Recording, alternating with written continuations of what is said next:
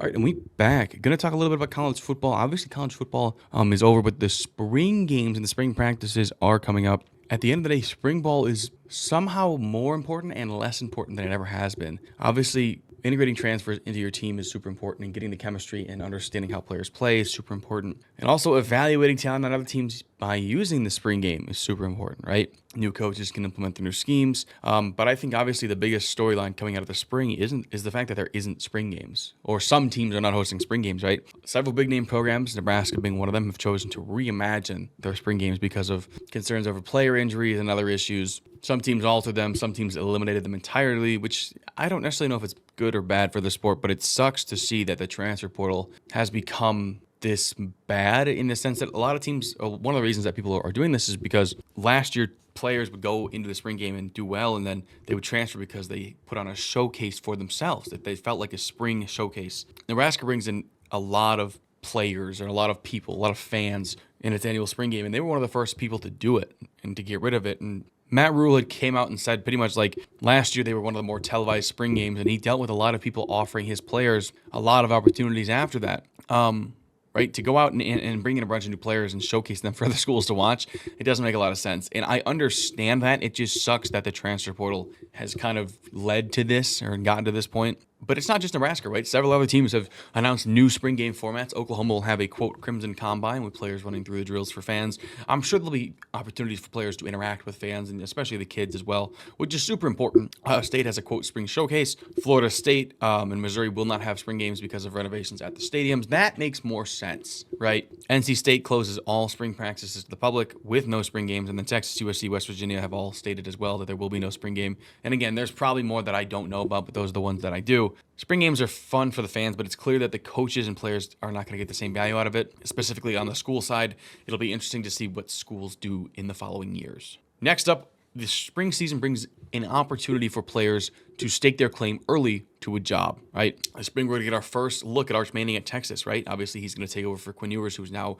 going to be in the NFL. At Alabama, Crimson Tide are going to pick between Ty Simpson, Austin Mack, or the freshman Keelan Russell. Georgia will likely go with Gunnar Stockton, but four-star Ryan Montgomery signed to the Dogs. Miami, you're going to see Carson Beck. At Oklahoma, you're going to see John Mateer. Miller Moss going to Louisville. There's a lot of different places. Colorado replaces Shedeur Sanders, who's going to go in the top 3 in the draft for Julian Lewis. Again, and then the Buckeyes, they're going to bring in Julian Sayin, who transferred from Alabama. So it's going to be like there's so many different quarterbacks that'll be interesting to see. Another question, how are the national champions going to fare? They have to replace a ton of talent, right? Will Howard, Emeka Egbuka, Quinshon Judkins, and Travion Henderson. Defensively, Jack Sawyer. But not unfortunately, I don't actually care. I think it's great for the sport. They're expected to be playoff contenders once again, right? But even so, the coordinators, both Chip Kelly and Jim Knowles are gone, right? Jim Kelly back to the NFL with the Raiders, and Jim Knowles to Penn State, which is a very interesting hire away. With Jeremiah Smith, Carnell Tate, Caleb Downs, Sonny Styles, you're not losing as much on defense, but you still have some elite playmakers on offense. They have a tough test. They start the season against Texas. Their Big Ten schedule is tougher, right? You go to Illinois, to Wisconsin, to Purdue, and to Michigan this year. And the home games, Minnesota, Penn State, UCLA, and Rutgers. So Penn State, Michigan, those are 2 elite games, plus your non-conference has Texas. It's not an easy schedule, especially for a team like Ohio State, who's losing a lot of different pieces. And finally, we get our first look at playoff contenders and dark horse teams, right? Next season's college football playoff is going to be a ways off, but there's a handful of teams that look like contenders heading into the season. Spring football gives you a first look at a lot of those, right? Obviously, playoff participants like Penn State, Ohio State, Texas, Georgia, Clemson, they all seem like they're going to get the bids again, whether it's the auto bid for the conference or just being an at-large. As well as Oregon, Ole Miss, Notre Dame, Alabama. Those are all teams that are probably going to be in the mix. And then there's going to be a lot of teams that are looking to make the playoff for the first time, right? Miami, Texas A&M, Michigan, Ole Miss, and I mean the 12-team playoff, right? Obviously, Michigan had made it to the 14 playoff a couple times.